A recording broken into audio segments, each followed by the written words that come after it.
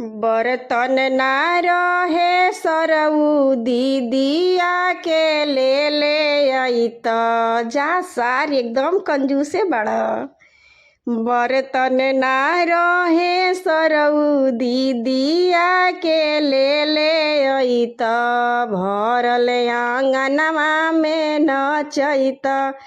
अपना बहिनी के भरल आंगनवा में नचैत अपना दीदिया के सिकड़ी ना लैला सरऊ ना लैला अंगूठिया हो सिकड़ी ना लैला सरऊ ना लैला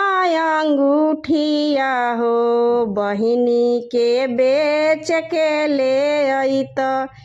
तोहरा दीदिया के बहिनी के बेच के ले अइत तोहरा दीदिया के गाड़ी ना रहे सरऊ गादाहा पर चढ़ के अइत का सार नील बटा नीले बड़ो। गाड़ी ना रहे सरऊ गादाहा पर चढ़ के अइत पैदल आंगनवा काहे अइल तोहरा बहिनी के पैदल आंगनवा काहे अइल तोहरा दीदिया के हमारा पापा जोगे सरवा तोहर मम्मी हो हमारा भैया जोगे सरवा तोहर दीदिया हो संगही करवत गाँठ जोड़ बड़ा पुण्य मिली संगही करवत गाँठ जोड़ बड़ा पुण्य मिली।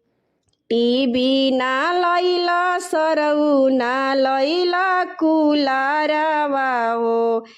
टीवी ना लैला सरऊ ना लैला कुलारवा हो सभा में मुड़ी गोतवल तोहरा बहिनी के आंगन में नौआ हंसवल तोहरा दीदिया के आंगन में नौआ हंसवल तोहरा बहिनी के तिलक चढ़ावे अइल सरवा हाथवा डोलावत अइल तिलक चढ़ावे अइल सरवा हाथवा डोलावत अइल छूछे आंगनवा काहे अइल तोहरा बहिनी के छूछे आंगनवा काहे अइल तोहरा दीदिया के